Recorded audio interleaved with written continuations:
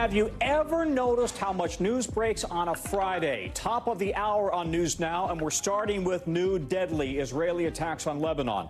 Israel says the strikes, in its words, eliminated Hezbollah's top command, including one bomber with a multi-million-dollar bounty on his head here in the United States. The whole region seems to be teetering on all-out war. We've got Keir Simmons live for us in Beirut. Also tonight, two shakeups in southern battleground states. Georgia, which is upending the way it'll count ballots at the 11th hour, could extend the election by days. And a controversial candidate you probably heard about in North Carolina, making the choice to stay in the race. We're live in both states. Then, happening right now, a South Carolina man is asking the Supreme Court to stop his execution. The new last-minute push on why his attorneys say he's probably innocent. Also, a potential game changer for vaccines. Why the FDA is approving a new flu shot that you can take at home. Plus, the historic first this week in the NFL. Two teams led by women are going head-to-head. It is a landmark for gender parity. Behind the scenes in football and how and why it's all going to work out. We'll have that. And in tonight's original, Earth's lonely moon is about to get a friend. While you might spot a mini moon when you're stargazing, yeah, that's right, coming up later in the show. Cool story. Good day, I'm Tom Costello in for Hallie, and we are coming on the air with tensions near a fever pitch right now in the Middle East. And this shocking development, this man that you're looking at right here is Ibrahim Akil, wanted for the deadly bombings of the U.S. Embassy and the Marine barracks in Beirut that killed more than 300 people. He was one of the Hezbollah commanders killed in that strike that Israel just carried out in Beirut. Okay, there's the aftermath of those truck bombings back in 1983 near Beirut. The State Department just last year put out a $7 million reward for information on Akil. And it's not just that man who's now dead. Israel says it has eliminated all 20 members of Hezbollah's command. That raises tensions and it raises questions about when, how, if Hezbollah might respond. Can it respond? We've seen multiple attacks over recent days. Israel accused of being behind the exploding cell phones and walkie-talkies in Lebanon. Then today's strike with the Iran-backed Hezbollah in the crosshairs. So this evening, the entire region is even more on edge than a week ago. Let's bring in NBC's Keir Simmons, who is on the ground for us in Beirut. Keir, talk to us about the significance of this moment tonight with the man wanted for the deadly bombings on the Marine barracks and the embassy 40 years ago, now dead. Yeah, something to see in this city, Tom. Ibrahim Akil, accused of those 1983 bombings here in Beirut, now killed by an Israeli jet over Beirut. It is a moment in a story that has had so many moments this week. And when you look at the pictures of the building that was bombed, the devastation, frankly, now 14 dead. We expect the number to rise. Bodies are being pulled from the rubble. Just think about that Lebanon has been on the brink of all-out war for months. And those pictures are just the result of one single Israeli bombing. And we saw overnight artillery and airstrikes by Israel on Lebanon, Hezbollah positions, and then Hezbollah returning fire with Katyusha rockets into Israel. Israel's point, and they're making it today again, is that there are tens of thousands of Israelis who can't get to their homes along the border.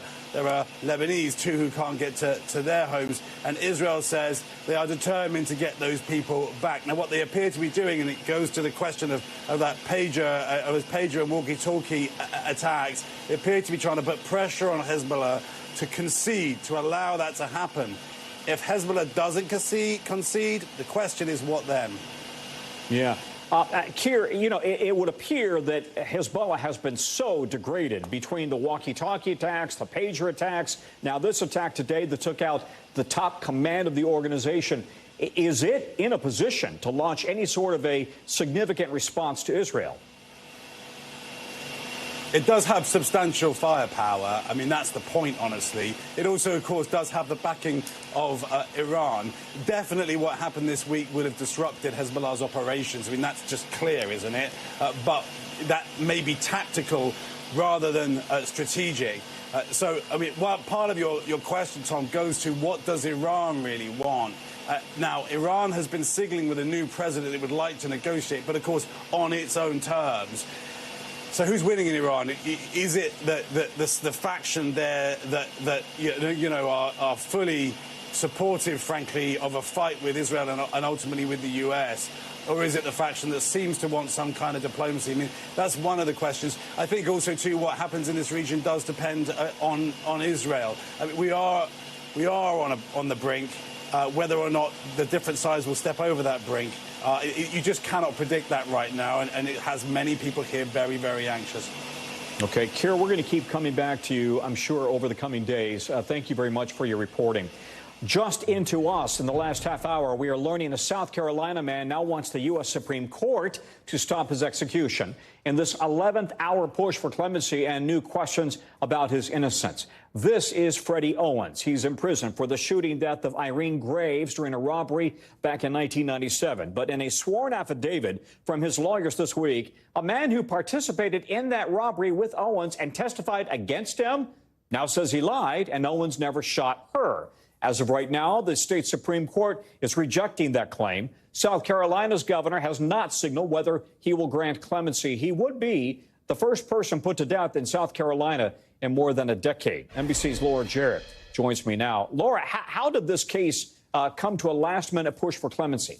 Well, Tom, this has really been a years-long process, and if nothing happens, within an hour, Freddie Owens will be put to death in the state of South Carolina, the first death penalty case in nearly 14 years, if it should go forward. Now, we expect to hear from the governor's office one way or another before that happens at 6 p.m. At the same time, as you mentioned at the top, Tom, he's also now filed a parallel motion with the U.S. Supreme Court saying he doesn't have enough information about the drugs that would be used for lethal injection. And so he sort of used that additional route to try to get the U.S. Supreme Court justices to weigh in and at least press pause, issue a stay of execution. They might do that. We've seen them do that in the past just to get up to speed on the case, learn a little bit more about it. It wouldn't be granting him full clemency, but it would be buying him a little bit of time. So we might either hear from the governor or we could hear from the U.S. Supreme Court, all of which we should know more in less than an hour, Tom.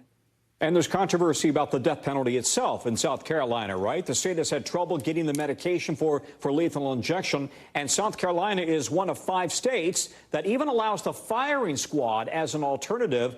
We should note Owens opted for lethal injection, but Laura, help us understand the state's push for the death penalty more broadly here. Yeah, it's been an issue that you see circulating in a variety of different courts because we've seen several claims made by defendants who say the death penalty by lethal injection can violate the Constitution if done in a prolonged way that prolongs suffering. And so if the drugs are combined in a weird way or they've been sitting on the shelves for too long and a prolonged suffering, obviously that raises a host of issues. We'll see what comes of this. We should mention the South Carolina had that option for firing squad or lethal injection, him opting to give his lawyer that choice, and his lawyer is the one who made the choice for lethal injection. But we'll see whether, in fact, the governor weighs in before 6 o'clock, Tom, and puts a stop to all of this. And the Supreme Court we're waiting on as well, right? That's right. We'll see what happens. Okay. Laura, thank you. Laura Jarrett. All right, now to some southern shockwaves in the 2024 election. First in Georgia, where the state's election board says it's backing a new plan to count the number of paper ballots in the state by hand. The rule goes against the advice of the state's Republican Secretary of State and the Attorney General there, with concern it could slow down the entire election process in Georgia, a key swing state.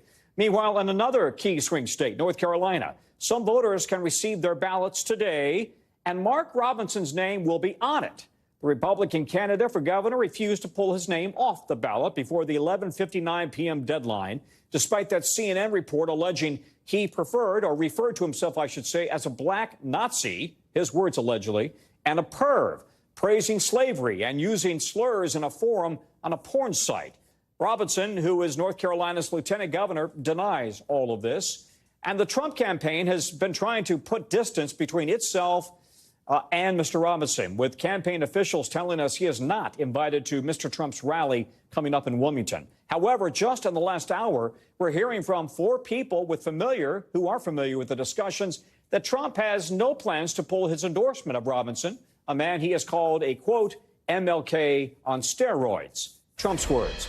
We'll get to NBC's Antonia Hilton in just a moment. She's in North Carolina. First, though, let's go to NBC's Yamiche Alcindor, who's in Atlanta, Georgia. Yamiche, how could the election board ruling there, again, talking about paper ballot counting by hand, how could that change the voting process or prolong it there? Well, it could really slow it down, and that's what we've heard from the Republican Secretary of State, Brad Raffensperger, who is against this, and also who has said that really there were efforts over the last few years to try to make sure that voters in Georgia actually got quicker results, and that this is going to really upend that and really do away with that sort of push. I also want to sort of walk people through what it means to hand count a ballot. Experts that we've been talking to at NBC News say that this is actually more expensive and less accurate than using voting machines. But there have been these baseless claims that a lot of people on the right have gone on and sort of latched onto that say that voting machines are hacked. Again, no evidence of that. I also think it's important to point out that one county in Arizona tested out hand counting the votes. They found that it took staffers 3 minutes to count a single ballot and that staffers made routine errors. It's also important to note that Georgia's rule, though, that they're not saying that you have to count all the votes on the ballot, but that you have to count the number of ballots. So it'll be interesting to see how they square that and whether or not that slows things down considerably, or they're just going to do the numbers. Tom? Oh, boy, and then you could have an audit of the vote count, right? So listen, this comes as Harris is in Georgia tying Trump to the deaths of two women who reportedly could not seek preventable medical care because of the state's post-Roe abortion ban. Let's just play a little bit of that sound. These hypocrites want to start talking about this is in the best interest of women and children. Well, where you been? Where you been when it comes to taking care of the women and children of America? Vice President Harris there. Yamiche, why does the vice president believe reproductive rights is the right topic to focus on right now in Georgia? Is it playing well in Georgia? She believes, and her team believes, the vice president, that these personal stories will impact voters, especially undecided voters, independent voters, in a battleground state like Georgia, where it's likely going to come down to a few thousand votes on who wins this state. And this was, I really want to make sure I underscore, this was a different kind of campaign event. This wasn't the raucous 18,000 campaign events where she sort of laughs and talks about joy. This was a solemn event. It was intimate. There weren't that many people. People could see each other, and you could see the vice president pretty clearly. People were sitting shoulder to shoulder, and people were crying at times as she talked about these two mothers who died of what she deemed, and the state officials have deemed, according to ProPublica, preventable abortion deaths. So talking about Amber Thurman, who was a mother who was aspiring to be a nurse, who had just moved to a gated community and was happy that her son could swim in a pool and was trying to really plan out her future. And then she died of this infection and told her mother, "Promise me that you will take care of my son." I also talked to Candy Miller's sister. She's another woman who died. She died laying next to her 3-year-old. She never went to the hospital to get care because she was worried that even though she had lupus and diabetes, that officials would not give her the abortion that she definitely thought she needed. So she's hoping, the vice president, that these personal stories really move people and understand that, make them understand in her mind that abortion is about health care, not just about the sort of choice between keeping your pregnancy or not. Tom? She's also getting some attention for something she said during that Oprah interview on gun ownership. Take a listen. We'll let you play it. If somebody breaks in my house, they're getting shot. Yes, I hear that. I hear that. Probably should not have said that. But my staff will deal with that later. Yeah. If you missed it, she said she owns a gun. If somebody breaks into her house, they're going to get shot. Georgia is a pretty pro-gun state. How are her comments there playing in Georgia? Well, people really are resonating with her comments. This is a state where people own guns, where people are largely supportive of the Second Amendment. But it was interesting to watch that because in some ways it underscored first that Oprah is still one of the best interviewers. She was able to get the vice president to let her guard down a bit. And even she was saying, you know, my staff is going to have to deal with this. Maybe I shouldn't have said this. But people are really resonating with the idea that she wants to have a gun, believes that people should be able to defend themselves, but is also saying we don't need assault weapons, the kind, of course, the AR-15 kinds where we've seen in mass shootings. So I think there is this balance that's being had there, but the campaign is leaning into this, and it seems like it's sort of helping them with voters who maybe had questions about her supports for the Second Amendment, Tom. Well, she said her staff will have to clean it up, but maybe they're actually benefiting from it. I think we'll have to wait and see how it plays out. Yamiche, thank you very much. All right, let's now go to NBC's Antonia Hilton, who's in Raleigh, North Carolina. Antonia, what are you hearing from state lawmakers on both sides now in reaction to the Robinson story, the lieutenant governor? As you know, all these allegations about his comments about race and perv this and perv that, and his decision to stay in the race. I'm sorry, I had to laugh at perv this and perv that, Tom. Honestly, if you read his comments, they're head spinning. His comments are head spinning if they're true. They are something to behold, and they are the talk of the town here in North Carolina. And look, for the Democrats, they are, in a way, celebrating this. They're saying this is what we've tried to tell you about Mark Robinson all along. They have at times tried to highlight past inflammatory remarks that he's made, but this report has really pushed all this into the forefront for them, and it's allowing them to draw this contrast and to get ads out there, billboards. They're going to be going to voters and trying to tie Robinson to Trump to make the argument that this kind of rhetoric, this is what Trump brings into the fold, into our electorate. And then on the Republican side, they're doing a kind of careful dance right now. And what you're seeing is a technical support. The North Carolina GOP releasing a statement last night, essentially saying they're standing behind their guy. And the deadline has passed, so there really is no other candidate they could put in now. But at the same time, he's not invited to Trump's rally in Wilmington, North Carolina tomorrow. And NBC News has learned, our colleague Dasha Burns has got some reporting, that people within Trump's inner circle and the North Carolina delegation have been asking Trump to consider rescinding his endorsement for Robinson. And Trump has not wanted to do so far. And so that kind of shows you that there's this effort here to sort of not be attached to the comments, but not completely ditch the guy. And this is all because the concern is Robinson could drag down that entire Republican ticket, Tom. We'll let the viewers look at his comments independently. This is a family show. We're not gonna play them here if they're in fact his comments. But his rise is so tied to Trump, despite this second distancing that we're seeing. And Democrats are not making it easy to separate out the two. Right? We have a new campaign now from the Harris campaign. Take a look. And he's been an unbelievable Lieutenant Governor, Mark Robinson. For me, there's no compromise on abortion. I think you're better than Martin Luther King. We could pass a bill saying you can't have an abortion in North Carolina for any reason. All right, Antonia, what's the bigger political picture there in North Carolina? It still seems like it's a neck-and-neck race on the presidential side. On the presidential side, this is definitely a neck-and-neck race. Every week, new polls coming out showing that Harris is in striking distance of Trump, or Trump is starting to trail her a little bit here. And look, this is a very purple state. There are a whole lot of independents. It has one of the highest numbers of independents for a state in the country. And so those kind of key middle-of-the-road voters who are very turned off by inflammatory remarks, by allegations having to deal with anti-Semitism, sexism. I spoke to one of those middle-of-the-road voters today, very turned off by the possibility that they could have a governor who said that he thinks slavery should come back. And so you are going to see Democrats hit this and hit it time again. You're going to see them play clips of Trump describing Robinson as Martin Luther King ×2, Martin Luther King on steroids. Expect to get very tired of seeing that speech because they're going to be playing it a lot here as they try to kind of cement that in voters' minds. But it is still going to be challenging, especially for Harris here, because, look, Democrats have lost most of these cycles over the last 10, 11 of them. I think they've only pulled off one. And so it's not going to be an easy road.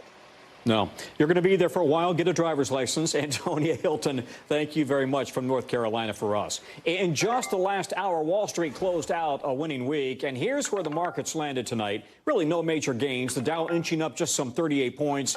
The S&P and the NASDAQ pulled back by a smidge. That's a technical term.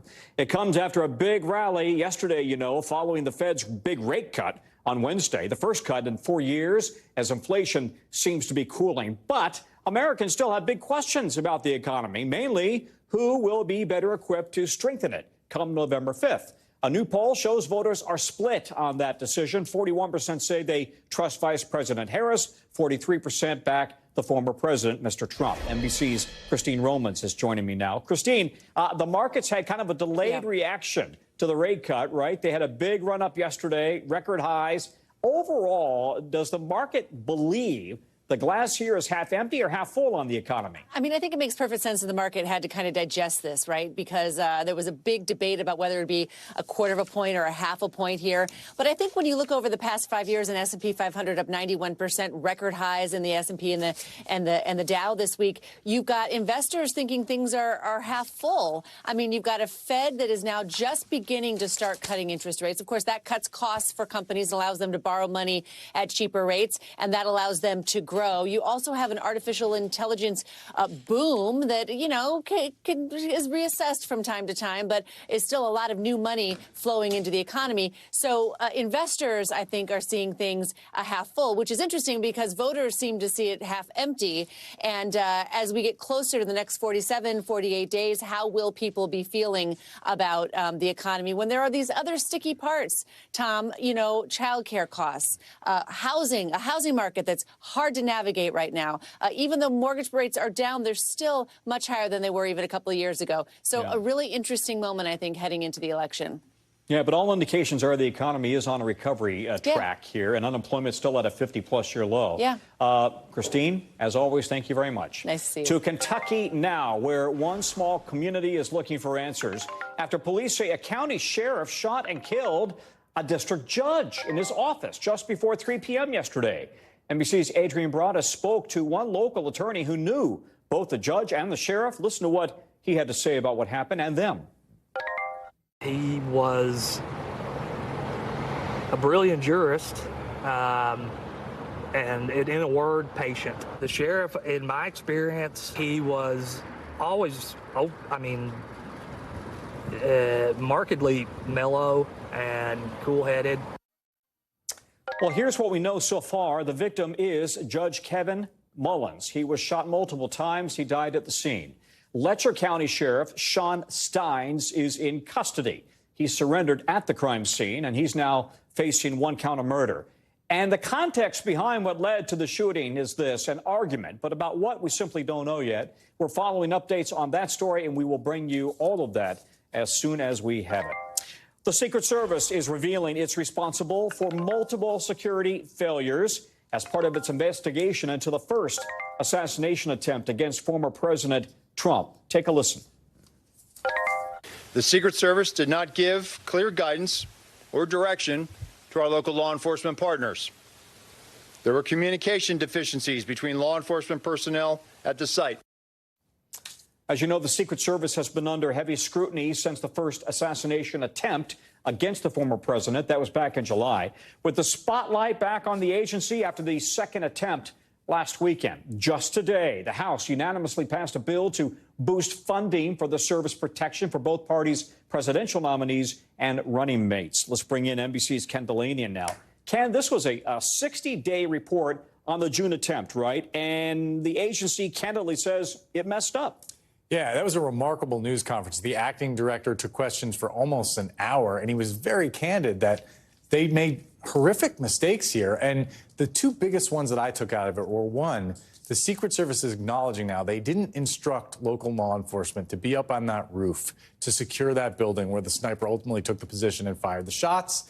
And then secondly, there was no radio communications between local law enforcement and Secret Service. So when the local cops saw that there was a man with a gun and they put that out over the radio, the Secret Service detail you see there protecting Donald Trump on the stage, they had no idea that had happened 30 seconds before. Had they known that, they could have tackled him. They could have gotten him out of harm's way. But that didn't happen. That was a huge mistake. And they had separate command posts, right? That's right. They weren't even able to yell to each other, hey, my guy here is seeing this.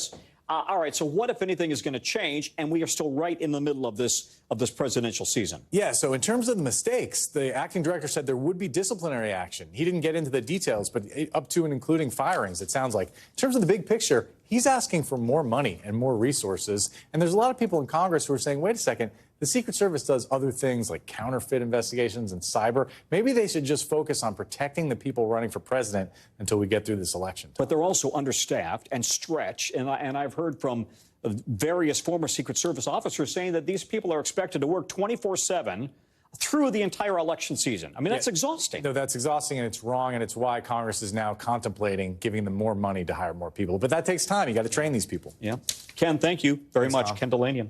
All right, more from us now. Remember that soldier who literally sprinted across the border into North Korea last year? Why he appeared in the U.S. military court today. Plus, the moment a fire truck went out of control on a highway. We'll tell you what happened and how everybody on board is doing.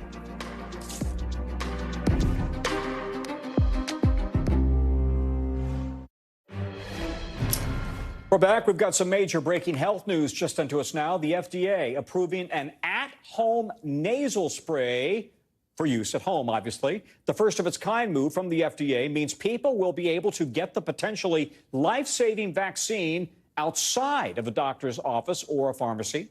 It's the first time we've ever seen something like this and could change the future of vaccines for all of us. Let's bring in Dr. Ven Gupta, who is from the University of Washington. Dr. Gupta, talk about the significance of this move from the FDA. How many people will potentially use this at home, this nasal spray, over going to the doctor for your yearly vaccine, your flu vaccine? Well, Tom, I think time's going to tell, but this might be the future to your tee-up. We're not just seeing this for flu. We're seeing this for COVID flu. Maybe there will be an intranasal vaccine for both of them at the same time, through one medication or one vaccine platform before long. So this is a huge development for those that don't like needles, for those who can't find a vaccine appointment in a retail pharmacy. It's really difficult, Tom, as you know. We've talked about this in the past to even get an appointment for a vaccine. So the fact that you can do this at home, those 2 to 49 years of age, if you're under 18 with a caregiver supporting you, self-administered, just a click of the button online and it'll be delivered direct to your doorstep from an online pharmacy. Huge advance to access. And a nasal spray for COVID is still in the works. If that gets approved also, could we see any at-home spray for COVID and a whole lot of other vaccines down the road? Absolutely. And so for respiratory viruses, this is going to be the clear application, especially because you're going to provide, Tom, protection where these viruses enter the body, in the nasal passages, in the throat. And so it makes a lot of sense clinically that if we can do more vaccines intranasally for COVID, for flu, for other respiratory viruses like RSV down the road, and you just have to inhale it, one, you can spare people the unpleasantness of an injection, and two, it's way easier. The fact is, a pharmacist can prescribe a lot of these vaccines now, this flu mist. This has long existed, but access here is the point. This is insurance covered. The vaccine has existed in this form for a very long time. Now we're just allowing people to do it in the comfort of their own home, self-administered. Okay, but is it safe for people to self-administer? In other words, I got to tell you, I'm one of those guys, you know, with Afrin. They say only 2 squirts, and I'm doing like 4. Is there a risk? No, I'm serious. Is there a risk of maybe, you know, putting too much of a vaccine in your nose? There is, and so you have to follow instructions. And so it's one spray in each nostril, and we have to be clear on that there are instructions. The FDA expects that somebody 18 years of age and older that's going to do this will be able to follow those instructions. It's going to be graphical in format so you know what you're doing. Again, for those under 18, caregiver has to help with administration. But yes, if not used properly, there is risk that you might cause unintended side effects. The fact is, though, that flu mist is well tolerated. Low-grade fever is really the only side effect that we've seen. So it's even better tolerated sometimes than the injection site soreness that we all experience to some degree from our shots. So this is good news. Yeah, absolutely. From outside Seattle, Dr. Ven Gupta, thank you, Doc. We appreciate it. Good info. All right, let's get you over now to the 5 things our team thinks you should know about tonight. Number 1, dozens of women today are accusing the former boss of Harrods, Mohammed Al-Fayed, of sexually assaulting them while they were employees at his London department store. Al-Fayed died last year. He was 94. Lawyers for some of the alleged victims say the abuse happened for more than 25 years, and they're planning to pursue a legal claim against Harrods for failing to intervene. Harrods is apologizing, saying it's appalled by the allegations, and the company is a very different organization today. NBC has reached out to Al-Fayed's family for comment. Number 2, nearly 6 months after the Key Bridge collapse in Baltimore, one survivor and the families of the 6 men who were killed are suing the owner of that cargo ship that struck the bridge, demanding damages, quote, far in excess of the value of the vessel, which was at about $90 million at the time of the crash. Number 3, a New York Magazine reporter is now on leave after failing to disclose a personal relationship with a campaign subject while she was reporting on the 2024 election. Other outlets are reporting that it was, in fact, Robert F. Kennedy Jr. The magazine says it violated standards, that act violated standards, and that it reviewed her work and found no inaccuracies or any evidence of bias. A spokesperson for RFK Jr. says he only met the reporter once in his life. She has not returned NBC's request for comment. Number 4, Apple is debuting its new iPhone 16 in stores today, along with a new Apple Watch and AirPods. That comes as the company is testing out new AI features like rewriting texts, or removing objects from photos, and those are set to launch on iPhones next month.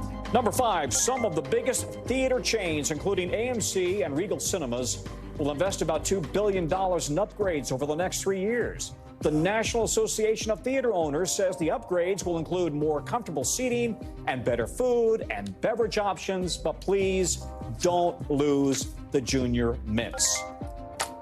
All right, tonight, the U.S. soldier who ran into North Korea last year is pleading guilty in a court-martial hearing to 5 related charges.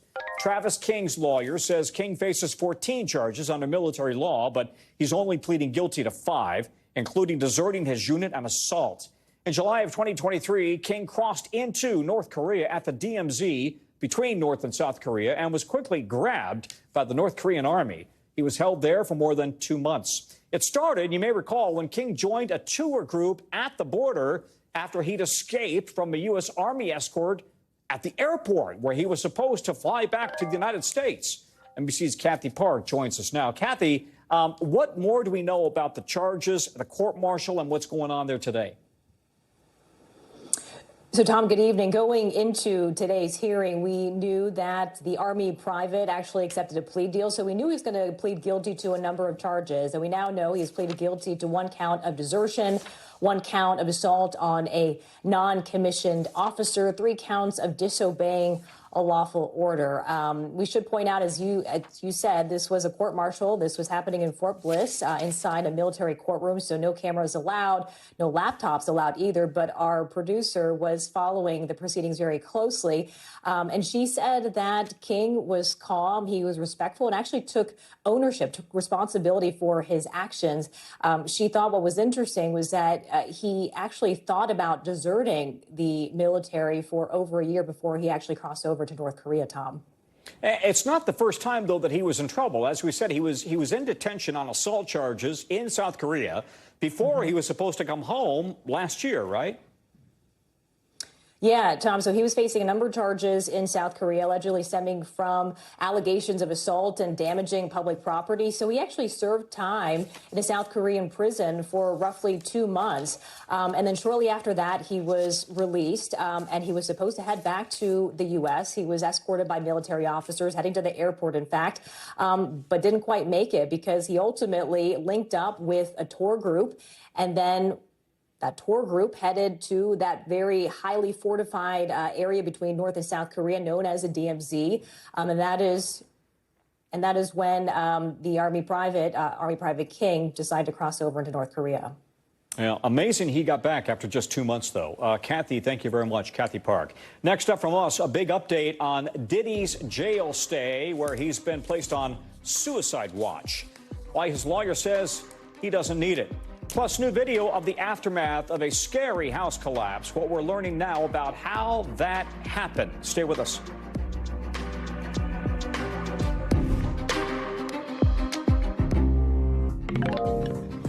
Sean Diddy Combs is now under procedural suicide watch in a New York City jail as he awaits trial on 3 felony counts tied to years of alleged sexual abuse and racketeering.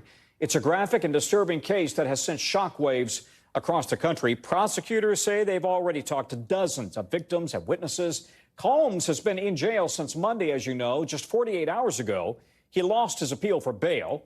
His lawyers could try again to get him out before his trial. Let's bring in NBC's Chloe Malas, I know who you are, Chloe. Kelly's nice, though, too. Sorry. We don't typically ask this of suspects accused of these kinds of crimes, but he is a celebrity. Have you heard what the jail conditions are for him right now? So, Tom, the Metropolitan Detention Center in Brooklyn is notorious, and this is an issue that his legal team is having. They're saying it's not fit for someone to be held for pre-detention ahead of trial. I just want to tell you, read you some of the reporting that NBC News has done in the last couple days on this jail. It has been the scene of 2 fatal stabbings in 2 months over the summer, and in April, MS-13 gang members, they stabbed an inmate 44 times in a shocking attack that was caught on camera. So we know that he's under procedural suicide watch. His team just released a statement saying that he is strong and he's looking forward to his defense. We do know that they want to move him to New Jersey to a different jail there as he awaits trial, which this could all take up to a year. So, this detention center has also housed some other famous celebrity inmates, Michael Cohen, Ghislaine Maxwell, R. Kelly. And this jail, Tom, I will say, it's gotten criticism for overcrowding, food contamination, outside of just the violence. So clearly this is a jail that's come under a microscope and a lot of scrutiny. And when is he scheduled to next appear in court? So not until October 9th. And as you can imagine, there are going to be a lot of pretrial motions, discovery, and hearings leading up to trial. I mean, right now there is one sex trafficking accuser in the indictment. And we know that the U.S. Attorney's Office, Tom, had said that they are leaving the door open for more potential arrests and that they urged everyone in a press conference earlier this week to please come forward if you have any information. So I could see this getting even bigger and then perhaps maybe bringing another indictment along the way. But again, Combs, he says via his attorney that he is innocent of these allegations and he's ready to fight it all. Okay, Chloe, thank you. Again, this is a procedural suicide watch, but if you or someone you know is struggling and they need some help, it's available. The National Suicide Hotline is on your screen right there. You can dial 988 for help. NBC covers hundreds of stories every day, and it's awfully tough to read, watch, or listen to everything. So our bureau teams have selected some highlights. This is what they tell us is going down in their regions, and we call it the local. From our Western Bureau, multiple California firefighters are injured after this rollover crash on the highway. The Orange County Fire Chief says the crew was finishing a 12-hour shift battling the airport fire when their truck swerved before flipping and rolling several times. The fire chief says 2 of the firefighters are okay. 6, though, are in the hospital with serious injuries. In our Southeast Bureau, another house has collapsed on the shore of the Outer Banks. It is the 3rd house to concave in that area this year and the 8th in the last 4 years. State crews are telling beachgoers to stay away while they do a cleanup. No one was home during the collapse, nobody injured.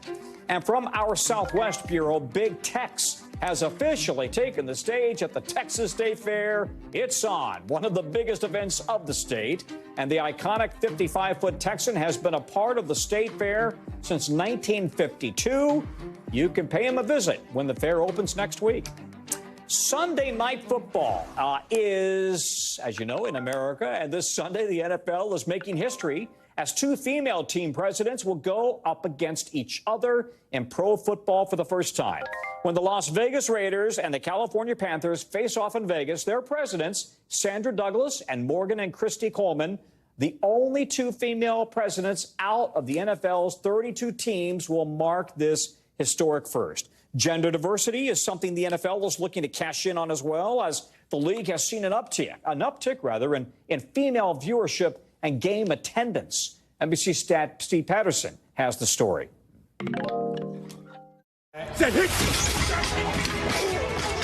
America's hardest hitting sport, dominated by men on and off the field for decades. But now a historic first for the National Football League. When the Carolina Panthers take on the Las Vegas Raiders this weekend, 2 female presidents will go head-to-head in pro football. Raiders president Sandra Douglas Morgan. And it is an honor of a lifetime to serve as the president of this organization. And Panthers president Christy Coleman. Sometimes I have to pinch myself like, oh my gosh, I'm a team president. Are the only two women leading teams across the league. Douglas Morgan talking about their rise to power and influence last year. I think it's great that we're both two, female presidents in the NFL, supporting each other and hopefully giving greater visibility to women and girls to know that there's definitely opportunities for leadership and management in sports. Last year, women made up 42.5% of employees in the NFL league office, an all-time high and a big jump from a decade ago. The league says it has 243 women in team front office positions, 22 full-time female coaches, and had 3 female NFL referees on the field last season,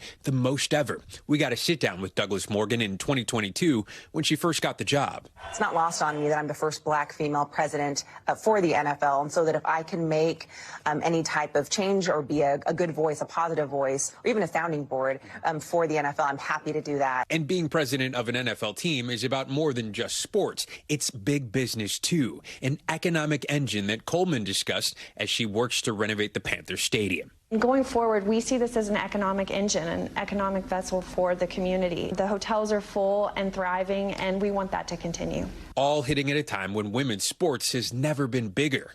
And more women are watching. You carry this responsibility. I know that the women, they're watching, and they want to see that they can also do this.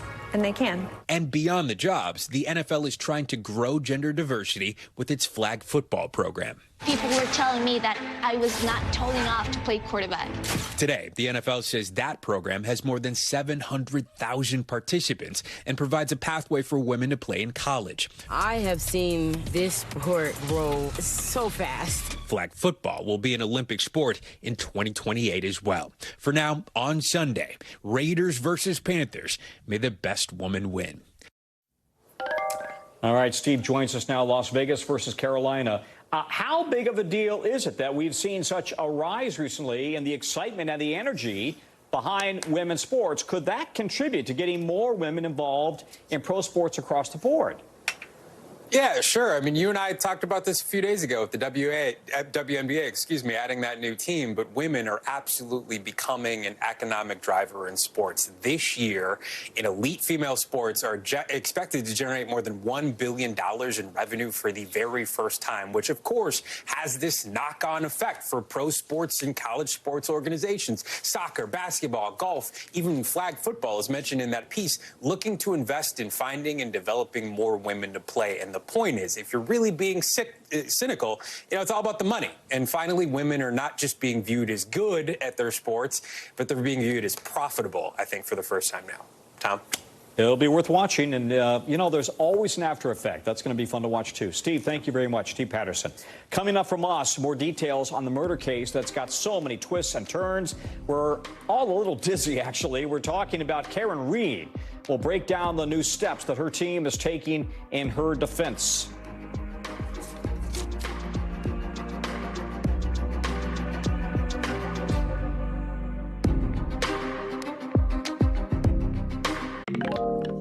Okay, remember the Karen Reed trial that we told you about during the summer? Reed was accused of killing her boyfriend, a Boston police officer, and you'll recall the case ended with a hung jury. Her high-stakes trial played out in front of the entire country starting in April. More than 70 witnesses, hundreds of pieces of evidence, and even drew protesters outside the courthouse with demonstrators showing up to support both sides. But jurors could not decide whether Reed actually backed her SUV into her boyfriend, leaving him for dead in a snowstorm, or if she was framed. And now her legal team is trying to get 2 of the 3 criminal charges against her dropped. And the Massachusetts High Court has now agreed to look into it. NBC's Rahima Ellis has been following the story for us. Rahima, why did the High Court decide to take the case, and what's next? Well, they're taking the case in part because the defense attorney said that they're concerned that a possibility of double jeopardy could ensue here. The original judge on this case did not agree to that. But here's what's going on.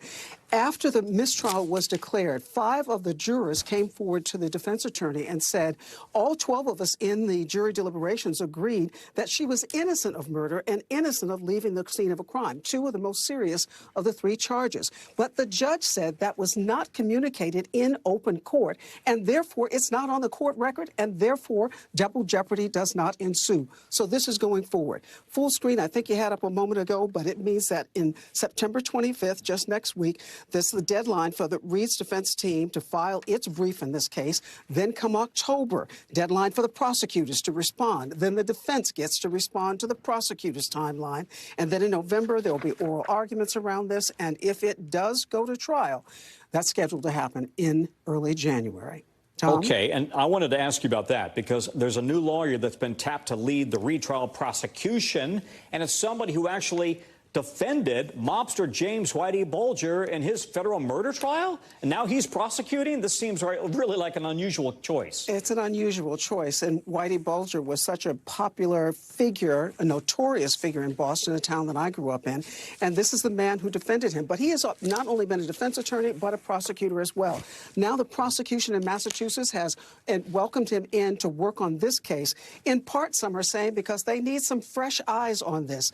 This murder happened back in January of 2022. Now we're talking about a new trial perhaps in January of 2025. And it was a sprawling case, Tom. You mentioned that there were 74 witnesses, 657 pieces of evidence, exhibits in this case, and it was all over the place. In addition, the defense was saying that someone else committed this murder, not Karen Reed, and she had left him at the home of another Boston police officer. And they think that something may have happened in that home to this officer, her boyfriend, that the original investigators did not pay attention to.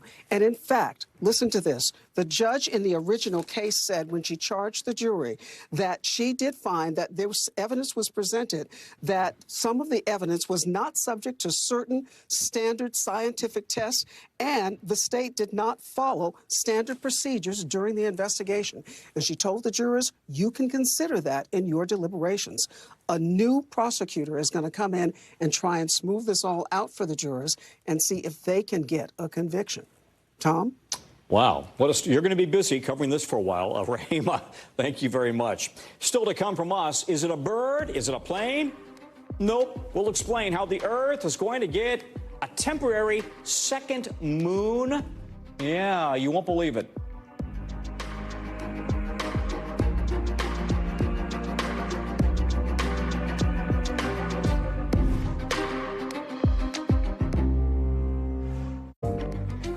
Okay, you got to see this. To tonight's original now, in-depth reporting on a topic that we find really kind of fascinating. Something new is coming into our orbit. It's bigger than a giraffe. It'll loop around us, and it's not a bunch of aliens. Instead, it's a mini moon. So what does that even mean? Well, this is what it means. So is the Earth getting a second moon? Kinda. Starting later this month, a rare mini-moon is going to briefly orbit our planet and then go off on its way. Not all relationships can last forever, and this one has an expiration date, November 25th, according to scientists. So I know what you're thinking. What on earth is a mini-moon? We're going to let an expert explain. A mini-moon is any asteroid that is temporarily captured by the Earth. So for this case, we're going to have a mini-moon for about 2 months as this asteroid makes one loop. And then once it's moved on, once it's no longer controlled by our own gravity, it will go back to being just a normal asteroid. This asteroid, called 2024 PT5, is 33 feet long and billions of years old, but was only recently discovered. The thing is, asteroids, especially small ones like this, are hard to spot in our night sky. Usually, they're dim and moving very fast. You'll really only be able to see this one, even when it gets close, with professional equipment. And you may be wondering if this thing, the size of a small trailer home, is getting near enough to Earth that it will be redirected by our very gravity. Could it hit us? Scientists promise that won't happen. This one is coming not even within the orbit of our normal regular-sized moon. And even if it did at 33 feet across, if it were to impact the Earth, it would blow up in our atmosphere. It would be a tremendous explosion. It would be roughly the equivalent of a nuclear bomb going off, but in our upper atmosphere. We've actually had mini moons before, in 2022 and in the 80s, but they're super rare, and now we'll get one more. For just 2 fleeting, glorious months, it will orbit around us. Not a honeymoon, just a mini moon. And then, once time is up, it will zoom away. Yeah. All new meaning to the word moon unit, right? For those wondering where this asteroid came from, experts think due to its past trajectory, there's actually a chance it was formed after a massive collision that created our modern Earth and moon and a bunch of other debris. So this mini moon might actually be made of the same stuff that our current moon is made from. That's a wrap for this hour on News Now. Remember, you can catch Hallie this Sunday on NBC Nightly News. For us, though, coverage resumes right now.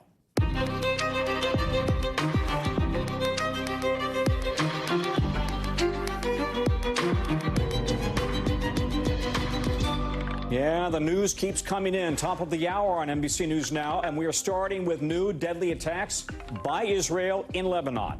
Israel says the strikes, in its words, eliminated Hezbollah's top command, including one bomber with a multi-million-dollar bounty on his head from here in the United States. The whole region right now is very much teetering on the edge of all-out war, and we've got Keir Simmons live for us in Beirut with the latest. Also tonight, 2 shakeups in southern battleground states.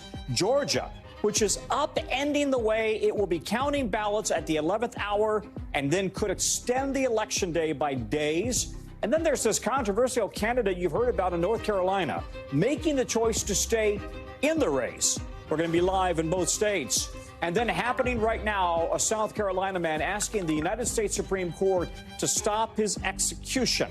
The new last-minute push and why his attorneys say he is, in fact, innocent. Plus, the Secret Service is owning up to its multiple security failures during the first assassination attempt of former President Trump. What they want now to better protect other candidates and the ones currently running.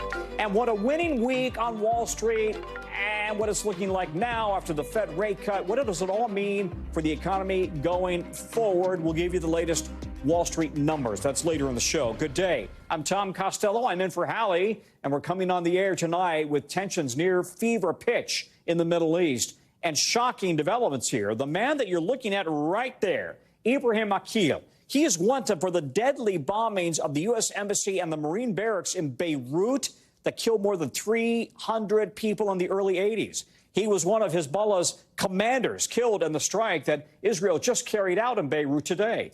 Hezbollah is confirming his death in just the last hour. There's the aftermath right there of the truck bombings back in 1983 in Beirut. The State Department, just last year actually, put out a $7 million reward for information on Akil. It's not just this man who's dead. Israel says it eliminated all 20 members of Hezbollah's command, raising tensions and raising questions about how, when, if Hezbollah might respond. We've seen multiple attacks over recent days. Israel accused of being behind the exploding cell phones, the exploding walkie-talkies in Lebanon, and then today's strike with the Iran-backed Hezbollah in the crosshairs. So this evening, the entire region is even more on edge than it was a week ago when we were talking about it. Let's bring in now NBC's Keir Simmons, who is on the ground in Beirut. And Keir, Hezbollah has lost a lot of its top leaders here. Do they have the ability to respond to Israel, or are they right now just on their knees? Oh, they have the ability. They have a lot of firepower, Tom, here in Lebanon. That's part of the reason why the Israelis are so focused on them. Another is that the Israelis say that tens of thousands of their citizens can't go back to their homes out their northern border, the southern border here of Lebanon, because of bombardments from Hezbollah. And we saw some more just today, a return fire, if you like, after the strikes that Israel launched overnight. Just in terms of the killing of Ibrahim Akil, you're looking at those pictures there of the building that was hit, that was bombed, the front of it blown out. just think about this. This country's been on the brink of all-out war for almost a year. That's what one Israeli strike can do in one street. It is different from previous strikes. Back in January, I was here to see a man called Al-Aruri's location where he died. That was a drone strike. It was kind of like a precision strike. Very different from the pictures you're seeing there and from the numbers of 14 dead, 66 wounded. So clearly the Israelis believed that this was something they needed to do with full munitions, if you like. They were prepared to risk hitting a built-up area and causing that number of deaths and that number of casualties. He's not the only one. A number of other Hezbollah leaders also in that building. The Israelis believe that they've had a successful strike there. You know, I guess from the outsider's perspective, I'm kind of surprised, given all the exploding cell phones and the pagers, that all these Hezbollah commanders will be sitting together in one spot. I mean, they know that Israel has been successful in tracking them, Keir.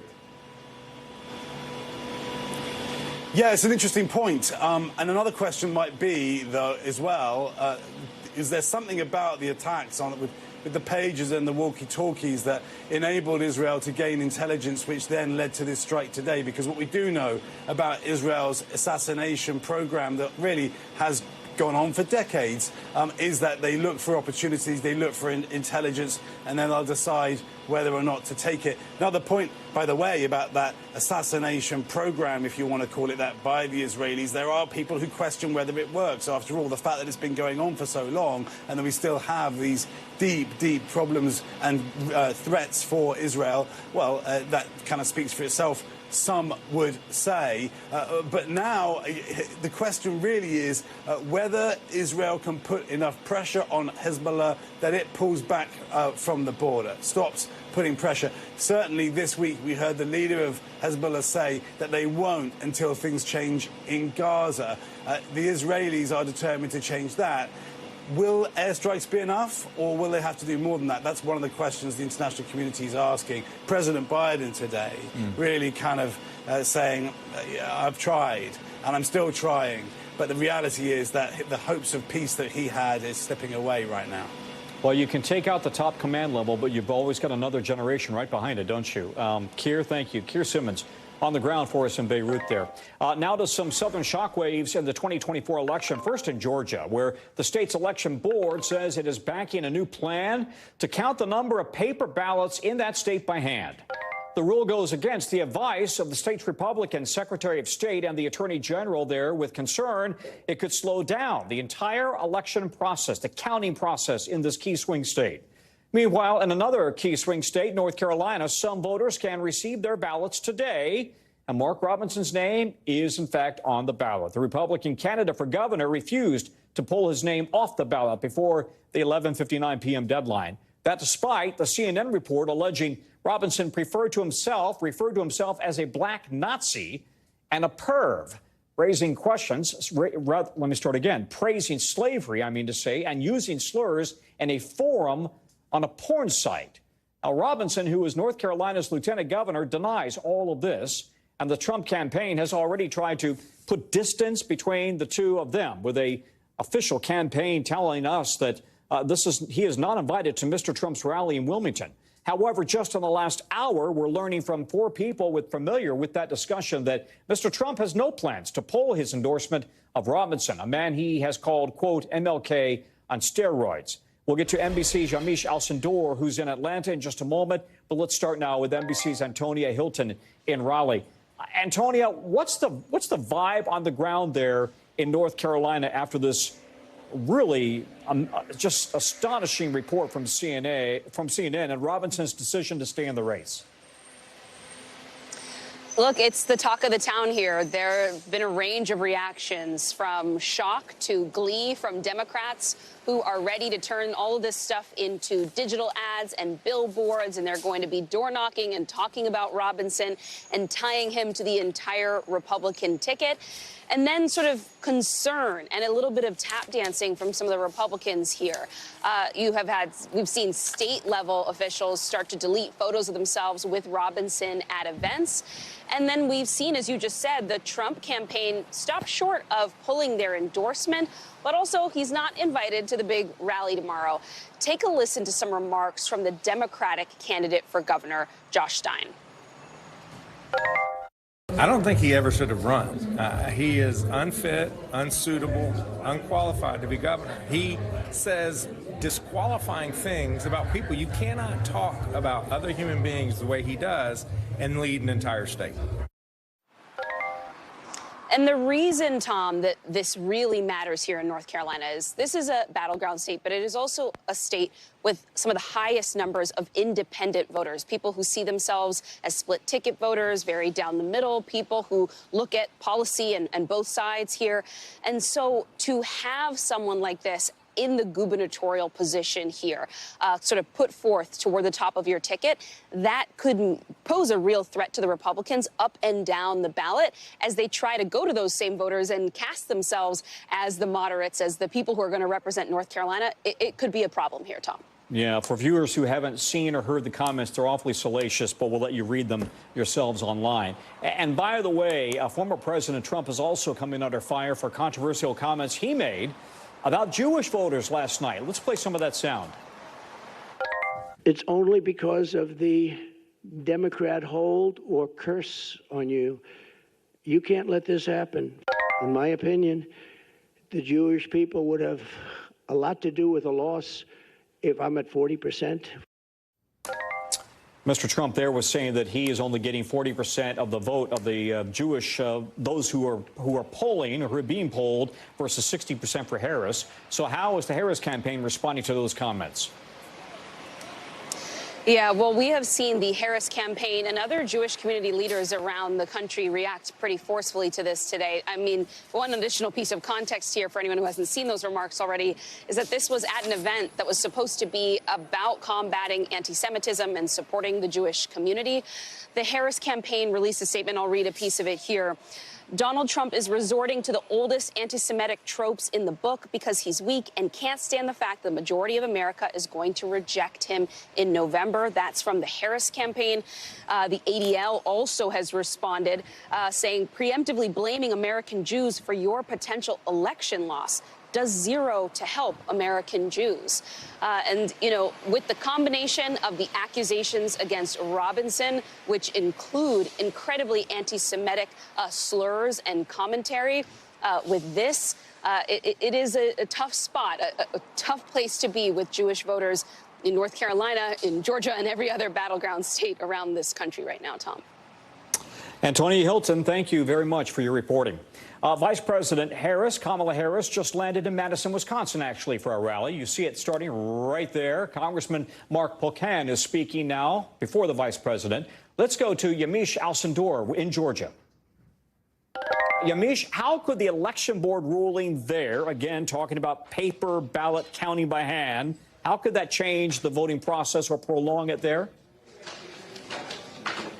Well, it could really slow it down, and that's what we've heard from the Republican Secretary of State, Brad Raffensperger, who is against this, and also who has said that really there were efforts over the last few years to try to make sure that voters in Georgia actually got quicker results, and that this is going to really upend that and really do away with that sort of push. I also want to sort of walk people through what it means to hand count a ballot. Experts that we've been talking to at NBC News say that this is actually more expensive and less accurate than using voting machines. But there have been these baseless claims that a lot of people on the right have gone on and sort of latched onto that say that voting machines are hacked. Again, no evidence of that. I also think it's important to point out that one county in Arizona tested out hand counting the votes. They found that it took staffers 3 minutes to count a single ballot and that staffers made routine errors. It's also important to note that Georgia's rule, though, that they're not saying that you have to count all the votes on the ballot, but that you have to count the number of ballots. So it'll be interesting to see how they square that and whether or not that slows things down considerably, or they're just going to do the numbers. Tom? Oh, boy, and then you could have an audit of the vote count, right? So listen, this comes as Harris is in Georgia tying Trump to the deaths of two women who reportedly could not seek preventable medical care because of the state's post-Roe abortion ban. Let's just play a little bit of that sound. These hypocrites want to start talking about this is in the best interest of women and children. Well, where you been? Where you been when it comes to taking care of the women and children of America? Vice President Harris there. Yamiche, why does the vice president believe reproductive rights is the right topic to focus on right now in Georgia? Is it playing well in Georgia? She believes, and her team believes, the vice president, that these personal stories will impact voters, especially undecided voters, independent voters, in a battleground state like Georgia, where it's likely going to come down to a few thousand votes on who wins this state. And this was, I really want to make sure I underscore, this was a different kind of campaign event. This wasn't the raucous 18,000 campaign events where she sort of laughs and talks about joy. This was a solemn event. It was intimate. There weren't that many people. People could see each other, and you could see the vice president pretty clearly. People were sitting shoulder to shoulder, and people were crying at times as she talked about these two mothers who died of what she deemed, and the state officials have deemed, according to ProPublica, preventable abortion deaths. So talking about Amber Thurman, who was a mother who was aspiring to be a nurse, who had just moved to a gated community and was happy that her son could swim in a pool and was trying to really plan out her future. And then she died of this infection and told her mother, "Promise me that you will take care of my son." I also talked to Candy Miller's sister. She's another woman who died. She died laying next to her 3-year-old. She never went to the hospital to get care because she was worried that even though she had lupus and diabetes, that officials would not give her the abortion that she definitely thought she needed. So she's hoping, the vice president, that these personal stories really move people and understand that, make them understand in her mind that abortion is about health care, not just about the sort of choice between keeping your pregnancy or not. She's also getting some attention for something she said during that Oprah interview on gun ownership. Take a listen. We'll let you play it. If somebody breaks in my house, they're getting shot. Yes, I hear that. I hear that. Probably should not have said that. But my staff will deal with that later. Yeah. Yeah, if you missed it, she said she owns a gun. If somebody breaks into her house, they're going to get shot. Georgia is a pretty pro-gun state. How are her comments there playing in Georgia? Well, people really are resonating with her comments. This is a state where people own guns, where people are largely supportive of the Second Amendment. But it was interesting to watch that because in some ways it underscored first that Oprah is still one of the best interviewers. She was able to get the vice president to let her guard down a bit. And even she was saying, you know, my staff is going to have to deal with this. Maybe I shouldn't have said this. But people are really resonating with the idea that she wants to have a gun, believes that people should be able to defend themselves, but is also saying we don't need assault weapons, the kind, of course, the AR-15 kinds where we've seen in mass shootings. So I think there is this balance that's being had there, but the campaign is leaning into this, and it seems like it's sort of helping them with voters who maybe had questions about her supports for the Second Amendment, Tom. Well, she said her staff will have to clean it up, but maybe they're actually benefiting from it. I think we'll have to wait and see how it plays out. Yamiche, thank you very much. In just the last couple of hours, Wall Street closed out a winning week. Here's where the markets landed tonight. No major gains. The Dow inched up about 38 points. The S&P and the NASDAQ pulled back just a tad. It comes after a big rally yesterday following the Fed's big rate cut announcement on Wednesday, the first cut in 4 years, as inflation does seem to be cooling a bit. But Americans still have big questions about the economy, really specifically who will be better equipped to strengthen the economy come November 5th. A new poll shows voters are split on that. 41% say they trust Vice President Harris, 43% back former President Trump. NBC's Christine Romans is joining me now. Christine, the markets had kind of a delayed reaction to the rate cut, right? They had a big run up yesterday, record highs. Overall, does the market believe the glass here is half empty or half full on the economy? I mean, I think it makes perfect sense that the market had to kind of digest this, right? Because there was a big debate about whether it would be a quarter of a point or a half a point here.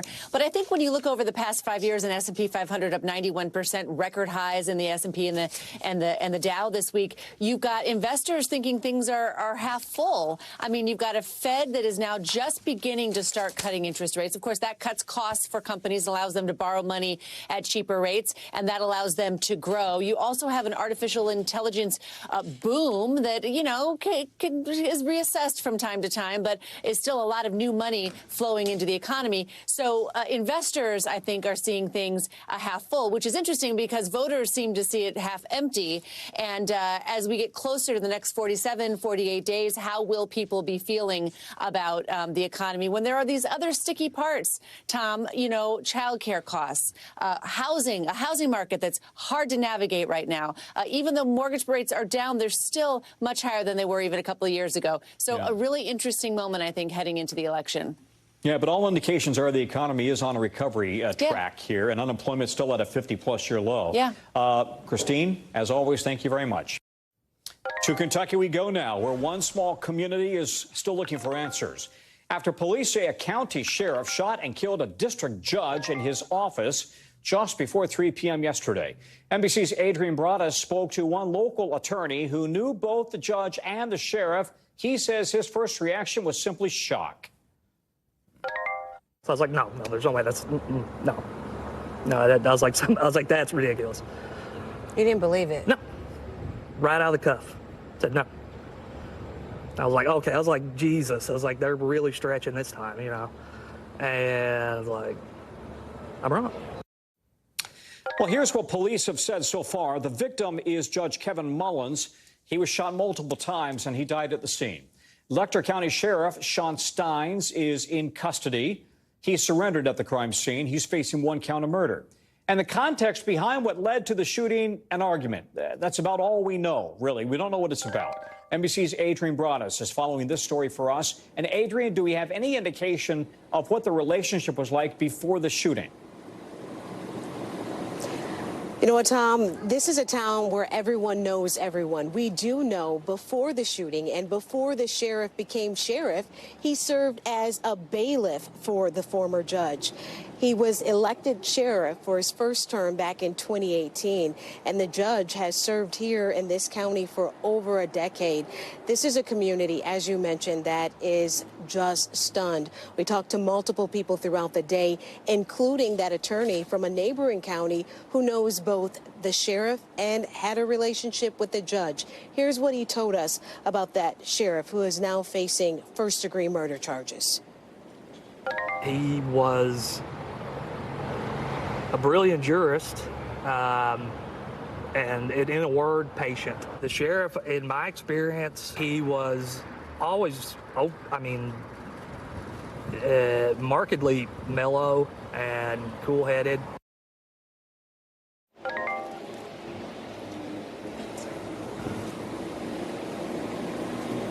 Adrian, if you can hear us, give us a sense of where this goes from here, Adrian. What does it mean for the community?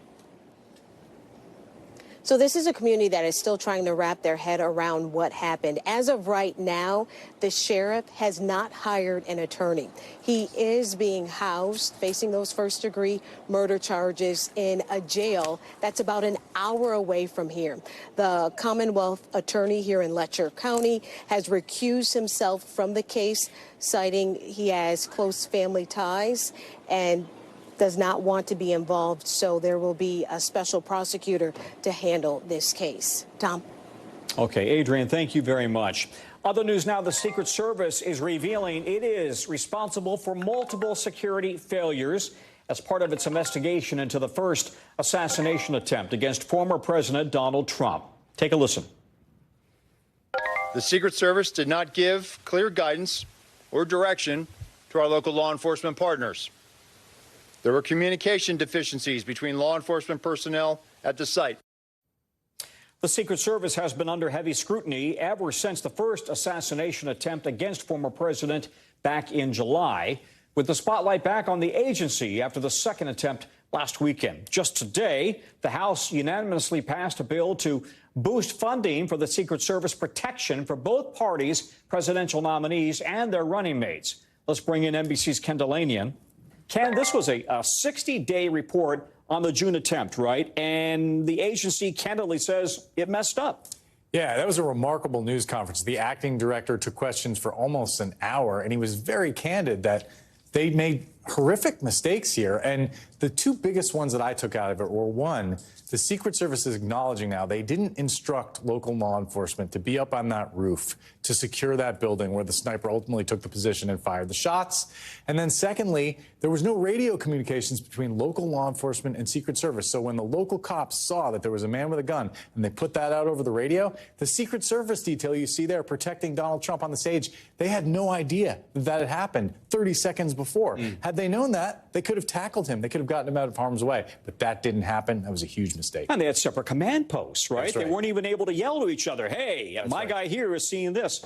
All right, so what, if anything, is going to change? And we are still right in the middle of this presidential season. Yeah, so in terms of the mistakes, the acting director said there would be disciplinary action. He didn't get into the details, but up to and including firings, it sounds like. In terms of the big picture, he's asking for more money and more resources. And there's a lot of people in Congress who are saying, wait a second, the Secret Service does other things like counterfeit investigations and cyber. Maybe they should just focus on protecting the people running for president until we get through this election. But they're also understaffed and stretched. And I've heard from various former Secret Service officers saying that these people are expected to work 24/7 through the entire election season. I mean, that's exhausting. No, that's exhausting, and it's wrong, and it's why Congress is now contemplating giving them more money to hire more people. But that takes time. You got to train these people. Yeah. Ken, thank you very much. Ken Delanian. All right, now we're waiting to hear if the Supreme Court or South Carolina's governor will step in and stop the execution of a man whose lawyer says he is innocent. We're talking about Freddie Owens. He is in prison for the shooting death of Irene Graves during a robbery back in 1997. But in a sworn affidavit from his lawyers this week, a man who participated in that robbery with Owens and testified against him now says he lied and Owens never shot her. As of right now, the state Supreme Court is rejecting that claim. South Carolina's governor has not signaled whether he might grant a stay or clemency. He would be the first person put to death in South Carolina in more than a decade. NBC's Danny Savalos is joining us now. Danny, talk us through this case. How did we get to this point now where we are literally waiting to hear if he's going to get a stay or if he's being put to death? Procedurally, it's complicated, but the short version is that all of his appeals and efforts at this point, at least in the courts, appear to be exhausted or almost exhausted. For example, he filed a petition in the United States Supreme Court, but that doesn't really raise the issues of the affidavit or his co-defendant essentially recanting. Those relate more to information about the method of execution. Because of procedural reasons, he needed to bring those in a separate court. He applied to the Fourth Circuit. They apparently rejected that effort. So not a lot left for this defendant other than the governor giving clemency. Well, you mentioned the way that an execution is carried out in South Carolina, and it can be a little controversial. As I understand it, the state has had trouble getting the medication for lethal injection, and South Carolina is one of 5 states that allows the firing squad as an alternative, right? We should note Owens opted for lethal injection, but let's talk through here the state's push for the death penalty more broadly. Actually, more specifically, the defendant himself elected not to choose a method of death, saying that based on his religion, this would constitute effectively suicide, which his religion prohibits. So his attorneys ended up having to choose. But yes, I mean, in a sense, the defendant did make the choice through counsel. And of course, the government is still pushing for this execution to go forward, saying that his issues on appeal are not issues worthy of staying the execution, including, and I can tell you this from personal experience, these affidavits where co-defendants recant, unfortunately, are more common than most people might think. Courts don't view them as a smoking gun, for lack of a better analogy, but they don't view them as a get-out-of-jail automatically card, because it actually happens fairly often. And even with an affidavit of a co-defendant saying many years later he didn't do this, that's not a guarantee that your case is going to get reopened or that a court is just automatically going to vacate a conviction. So how often does the Supreme Court intervene in something like this? It seems like this court, with a conservative edge to it, really has been reluctant to do that. They do so rarely, and that's based on the standard. I mean, the case law indicates that stays in these situations are to be very rarely granted. And in fact, they are very rarely granted. But of course, every case is factually unique. And even though the defendant in this case, the issue of the affidavit by his co-defendant isn't really before the Supreme Court, they raised it before the Supreme Court, which frankly I would do too. Even if that's not the issue, it's such an interesting, compelling issue. You got to try anything you can within the rules of evidence to get an issue before the Supreme Court. Maybe it will work. Who knows? All right, Danny, thank you very much. We'll be checking back with you. Still to come from us, the U.S. government is now suing big players in the healthcare game.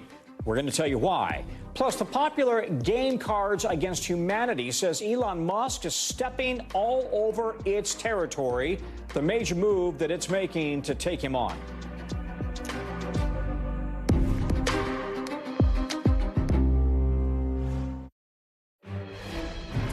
We're back, and we're going to go back to Kentucky right now with some breaking news on the search for a suspected highway shooter in that state. The governor there has announced that a new DNA test has, in fact, confirmed that the body found by police and 2 YouTube sleuths is indeed that of a suspect, Joseph Couch. Just 24 hours ago, we told you on this show that the initial test came back as inconclusive. Police say Couch perched himself on a cliff and then started shooting at cars on a nearby highway. 5 people were seriously injured. Police had spent nearly 2 weeks hunting him. Some major breaking health news out today as well. The FDA has now approved an at-home nasal spray for use at home, of course. It is the first of its kind use for allowing people to essentially get life-saving medicine outside of a doctor's office or a pharmacy, for that matter. It's the very first time that we've ever seen something like this, and it could change the future of vaccines for everybody. Let's bring in now NBC medical editor, Dr. Vin Gupta. Dr. Gupta, talk about the significance of this move from the FDA. How many people will potentially use this at home, this nasal spray, over going to the doctor for your yearly vaccine, your flu vaccine? Well, Tom, I think time's going to tell, but this might be the future to your tee-up. We're not just seeing this for flu. We're seeing this for COVID flu. Maybe there will be an intranasal vaccine for both of them at the same time, through one medication or one vaccine platform before long. So this is a huge development for those that don't like needles, for those who can't find a vaccine appointment in a retail pharmacy. It's really difficult, Tom, as you know. We've talked about this in the past to even get an appointment for a vaccine. So the fact that you can do this at home, those 2 to 49 years of age, if you're under 18 with a caregiver supporting you, self-administered, just a click of the button online and it'll be delivered direct to your doorstep from an online pharmacy. Huge advance to access. And a nasal spray for COVID is still in the works. If that gets approved also, could we see any at-home spray for COVID and a whole lot of other vaccines down the road? Absolutely. And so for respiratory viruses, this is going to be the clear application, especially because you're going to provide, Tom, protection where these viruses enter the body, in the nasal passages, in the throat.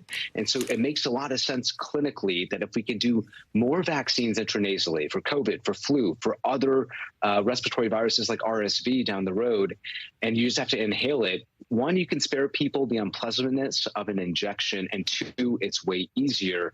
The fact is, a pharmacist can prescribe a lot of these vaccines now, this flu mist. This has long existed, but access here is the point. This is insurance covered. The vaccine has existed in this form for a very long time. Now we're just allowing people to do it in the comfort of their own home, self-administered. Okay, but is it safe for people to self-administer? In other words, I got to tell you, I'm one of those guys, you know, with Afrin. They say only 2 squirts, and I'm doing like 4. Is there a risk? No, I'm serious. Is there a risk of maybe, you know, putting too much of a vaccine in your nose? There is, and so you have to follow instructions, and so it's one spray in each nostril, and we have to be clear on that there are instructions. The FDA expects that somebody 18 years of age and older that's going to do this will be able to follow those instructions. It's going to be graphical in format so you know what you're doing. Again, for those under 18, caregiver has to help with administration. But yes, if not used properly, there is risk that you might cause unintended side effects.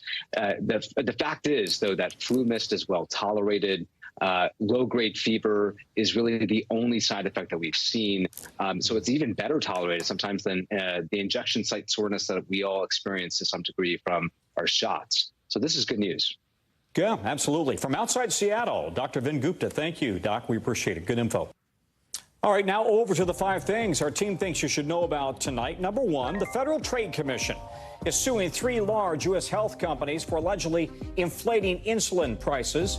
The agency accuses the 3 companies of excluding available insulin products with lower prices from a list of drugs covered by insurers. All 3 companies are denying the allegations. Number 2, Boeing says the head of the company's Defense Space Security unit is leaving the plane maker. It's the new CEO of Boeing's first big move since taking over in August.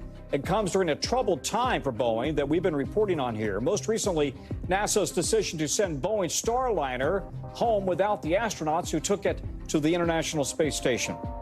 Number 3, the maker of the game Cards Against Humanity is suing Elon Musk's SpaceX, accusing it of trespassing and damaging company-owned property in Texas. The lawsuit's asking for $15 million in damages. SpaceX did not immediately respond to requests for comment.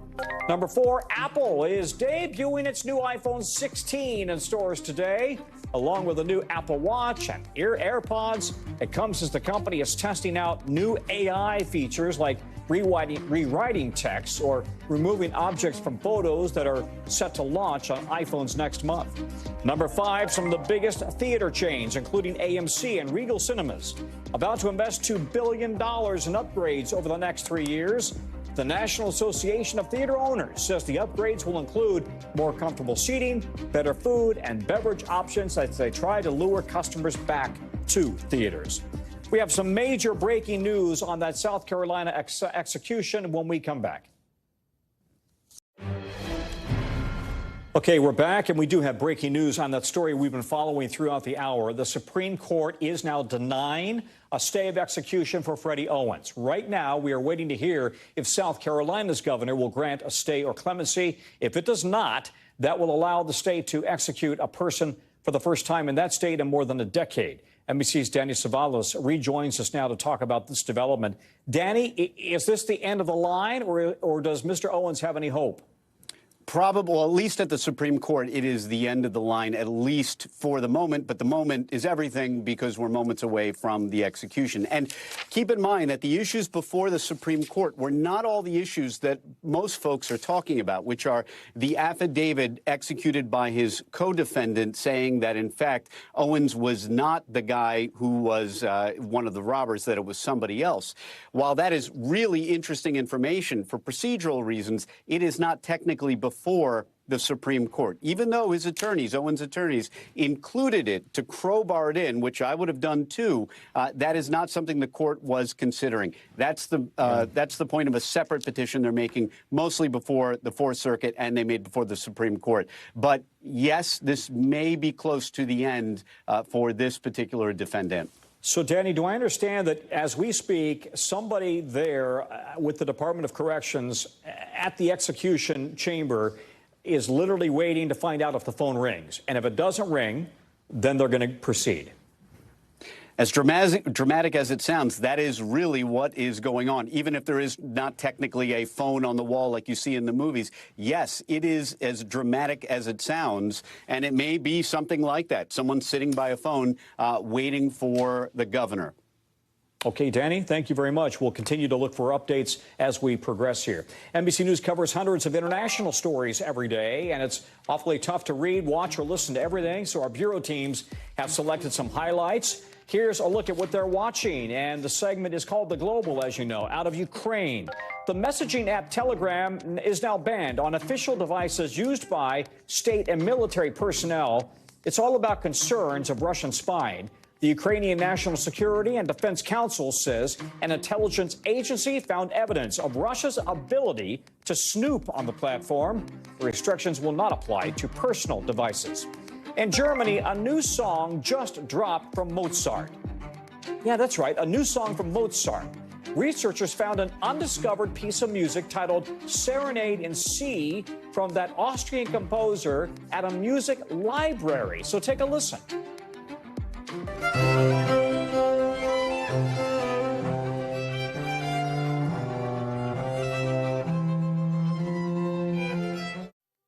Okay, is that cool or what? They believe he wrote it in the 1760s while he was still a teenager, and now it's getting airtime.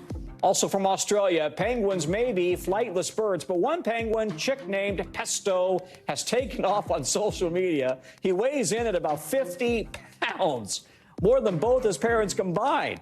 He's the biggest penguin chick an aquarium there in Melbourne has ever seen. He's become a star online with videos of him getting almost 2 billion views. That's a chunky chick. Sunday means football, and this Sunday, the NFL is making history as 2 female team presidents will go up against each other in pro football for the first time. When the Las Vegas Raiders and the Carolina Panthers face off in Vegas, their presidents, Sandra Douglas Morgan and Christy Coleman, the only 2 female presidents out of the NFL's 32 teams, will mark this historic first.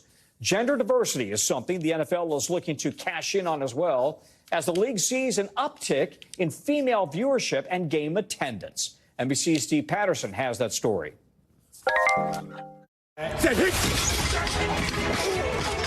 America's hardest hitting sport, dominated by men on and off the field for decades.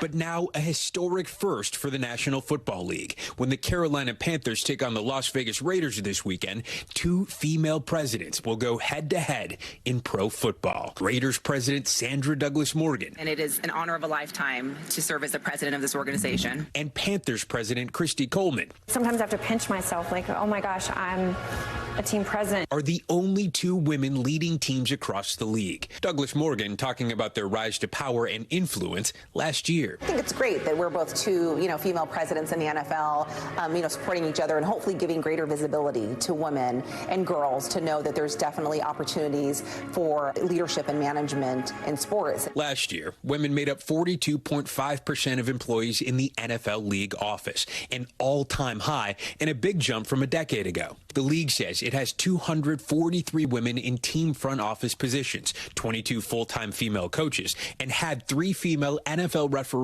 on the field last season, the most ever. We got to sit down with Douglas Morgan in 2022 when she first got the job. It's not lost on me that I'm the first black female president for the NFL, and so that if I can make any type of change or be a good voice, a positive voice, or even a sounding board for the NFL, I'm happy to do that. And being president of an NFL team is about more than just sports. It's big business, too, an economic engine that Coleman discussed as she works to renovate the Panthers Stadium. Going forward, we see this as an economic engine, an economic vessel for the community. The hotels are full and thriving, and we want that to continue. All hitting at a time when women's sports has never been bigger, and more women are watching. You carry this responsibility. I know that the women, they're watching, and they want to see that they can also do this. And they can. And beyond the jobs, the NFL is trying to grow gender diversity with its flag football program. People were telling me that I was not tall enough to play quarterback. Today, the NFL says that program has more than 700,000 participants and provides a pathway for women to play in college. I have seen this sport grow so fast. Flag football will be an Olympic sport in 2028 as well. For now, on Sunday, Raiders versus Panthers. May the best woman win. All right, Steve joins us now, Las Vegas versus Carolina. How big of a deal is it that we've seen such a rise recently in the excitement and the energy behind women's sports? Could that contribute to getting more women involved in pro sports across the board? Yeah, sure. I mean, you and I talked about this a few days ago with the WNBA, adding that new team. But women are absolutely becoming an economic driver in sports. This year, in elite female sports, are expected to generate more than $1 billion in revenue for the very first time, which, of course, has this knock-on effect for pro sports and college sports organizations. Soccer, basketball, golf, even flag football is mentioned in that piece, looking to invest in finding and developing more women to play. And the point is, if you're really being cynical, it's all about the money. And finally, women are not just being viewed as good at their sports, but they're being viewed as profitable, I think, for the first time now. Tom? It'll be worth watching, and you know, there's always an after effect. That's going to be fun to watch, too. Steve, thank you very much. Steve Patterson.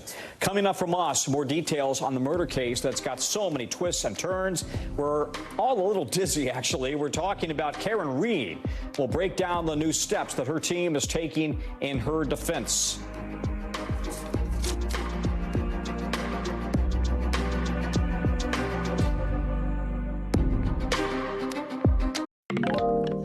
Okay, remember the Karen Reed trial that we told you about during the summer? Reed was accused of killing her boyfriend, a Boston police officer, and you'll recall the case ended with a hung jury. Her high-stakes trial played out in front of the entire country starting in April. More than 70 witnesses, hundreds of pieces of evidence, and even drew protesters outside the courthouse with demonstrators showing up to support both sides. But jurors could not decide whether Reed actually backed her SUV into her boyfriend, leaving him for dead in a snowstorm, or if she was framed. And now her legal team is trying to get 2 of the 3 criminal charges against her dropped. And the Massachusetts High Court has now agreed to look into it. NBC's Rahima Ellis has been following the story for us. Rahima, why did the High Court, decide to take the case, and what's next? Well, they're taking the case in part because the defense attorney said that they're concerned that a possibility of double jeopardy could ensue here. The original judge on this case did not agree to that. But here's what's going on. After the mistrial was declared, 5 of the jurors came forward to the defense attorney and said, all 12 of us in the jury deliberations agreed that she was innocent of murder and innocent of leaving the scene of a crime, 2 of the most serious of the 3 charges. But the judge said that was not communicated in open court, and therefore it's not on the court record, and therefore double jeopardy does not ensue. So this is going forward. Full screen, I think you had up a moment ago, but it means that in September 25th, just next week, this is the deadline for the Reed's defense team to file its brief in this case. Then come October, deadline for the prosecutors to respond. Then the defense gets to respond to the prosecutor's timeline. And then in November, there will be oral arguments around this. And if it does go to trial, that's scheduled to happen in early January. Tom? Okay, and I wanted to ask you about that because there's a new lawyer that's been tapped to lead the retrial prosecution, and it's somebody who actually defended mobster James Whitey Bulger in his federal murder trial, and now he's prosecuting? This seems really like an unusual choice. It's an unusual choice, and Whitey Bulger was such a popular figure, a notorious figure in Boston, a town that I grew up in, and this is the man who defended him. But he has not only been a defense attorney, but a prosecutor as well. Now the prosecution in Massachusetts has welcomed him in to work on this case. In part, some are saying because they need some fresh eyes on this. This murder happened back in January of 2022. Now we're talking about a new trial perhaps in January of 2025. And it was a sprawling case, Tom. You mentioned that there were 74 witnesses, 657 pieces of evidence, exhibits in this case, and it was all over the place. In addition, the defense was saying that someone else committed this murder, not Karen Reed, and she had left him at the home of another Boston police officer. And they think that something may have happened in that home to this officer, her boyfriend, that the original investigators did not pay attention to. And in fact, listen to this. The judge in the original case said when she charged the jury that she did find that there was evidence was presented that some of the evidence was not subject to certain standard scientific tests, and the state did not follow standard procedures during the investigation. And she told the jurors, you can consider that in your deliberations. A new prosecutor is going to come in and try and smooth this all out for the jurors and see if they can get a conviction. Tom? Wow. You're going to be busy covering this for a while. Rahima, thank you very much. Still to come from us, is it a bird? Is it a plane? Nope. We'll explain how the Earth is going to get a temporary second moon. Yeah, you won't believe it.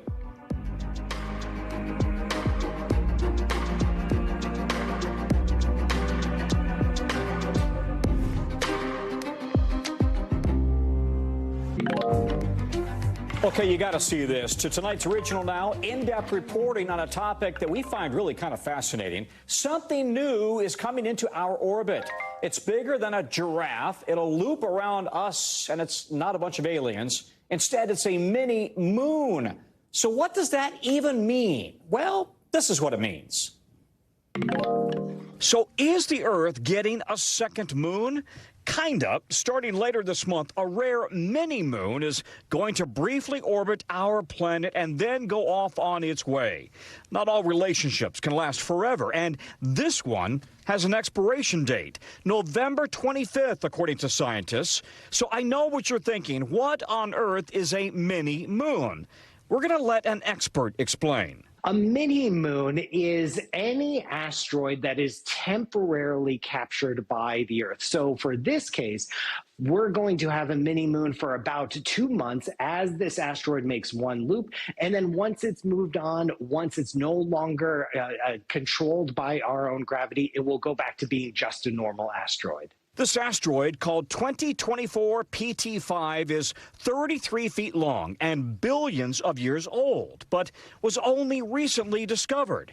The thing is, asteroids, especially small ones like this, are hard to spot in our night sky. Usually, they're dim and moving very fast. You'll really only be able to see this one, even when it gets close, with professional equipment.